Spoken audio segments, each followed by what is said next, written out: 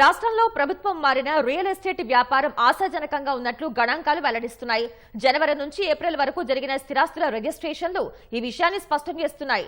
గత ఏడాది కంటే దాదాపు 15% అధికంగా స్థిరాస్తి రిజిస్ట్రేషన్లు ఈ ఏడాది జరిగాయి.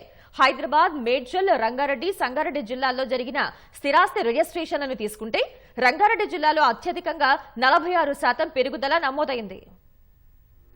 దేశంలోని ఇతర మెట్రోపాలిటన్ నగరాలతో పోలిస్తే అటు నివాసానికి ఇటు వ్యాపారానికి అనుకూలమైనది హైదరాబాద్. రాష్ట్రం విడిపోతే ఇక్కడ స్థిరాస్తి రంగం కుంటుపడుతుందని జరిగిన ప్రచారంలో వాస్తవం లేదని ఇక్కడి అభివృద్ధి స్పష్టం చేస్తోంది. అటు వరుస ఎన్నికలు వచ్చినా రాష్ట్రంలో స్థిరాస్తి లావాదేవీలు యథాతథంగా కొనసాగాయి. ఎన్నికల నియమావళి కారణంగా అనుమతులకు కొంత ఇబ్బంది ఏర్పడి కొత్త ప్రాజెక్టులు ఆశించిన స్థాయిలో రాకపోయినా నిర్మాణంలో ఉన్న ప్రాజెక్టుల్లో అమ్మకాలు జోరుగా సాగాయి. జనవరి నుంచి ఏప్రిల్ వరకు స్థిరాస్తుల రిజిస్ట్రేషన్లను పరిశీలిస్తే ఎన్నికల సమయంలోనూ క్రయ విక్రయాలు జోరుగా కొనసాగాయని స్పష్టమవుతోంది. 2023లో జనవరి నుంచి ఏప్రిల్ వరకు 22,632 గృహాలు రిజిస్ట్రేషన్ జరగగా ఈ ఏడాది ఇదే సమయంలో 26,027 ఇళ్లు రిజిస్ట్రేషన్ అయినట్లు గణాంకాలు స్పష్టం చేస్తున్నాయి. ఇది అంతకుముందు ఏడాది కంటే 15% అధికం.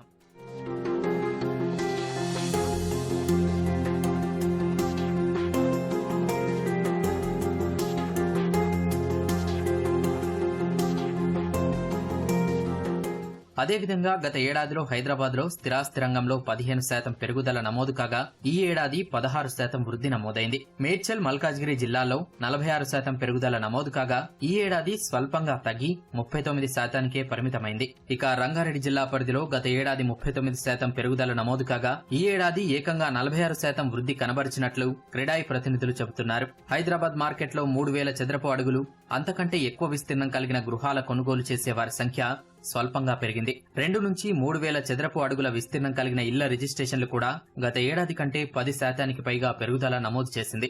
సామాన్య మధ్యతరగతి కుటుంబాలు కొనుగోలు చేసే 1000 నుంచి 2,000 చదరపు అడుగుల విస్తీర్ణం కలిగిన ఇళ్ల రిజిస్ట్రేషన్లు ఏకంగా 70% పెరిగినట్లు గణాంకాలు స్పష్టం చేస్తున్నాయి.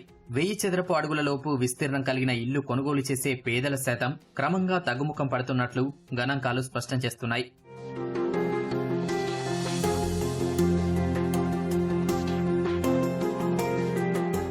ఇక ధరలను పరిశీలించినట్లయితే బెంగళూరులో గత ఏడాది మొదటి త్రైమాసికంలో 9,000గా ఉన్న సగటు చదరపు అడుగు ధర ఈ ఏడాది 10,500కు ఎగబాకి 19% పెరిగింది. రాజధాని ఢిల్లీలో చదరపు అడుగు ధర 16% పెరుగుదల నమోదు చేయగా అహ్మదాబాద్, పూణేలలో 13%, హైదరాబాద్ లో 9%, ముంబైలో 6%, కోల్కతాలో 7%, చెన్నైలో 4% లెక్కన పెరుగుదల ఉన్నట్లు గణాంకాలు వెల్లడిస్తున్నాయి. ధరల పెరుగుదల బెంగళూరులో అత్యధికంగా ఉండగా ఆ తర్వాత స్థాయిలో ఢిల్లీ, పూణే, హైదరాబాద్లు వరుసగా ఉన్నాయి.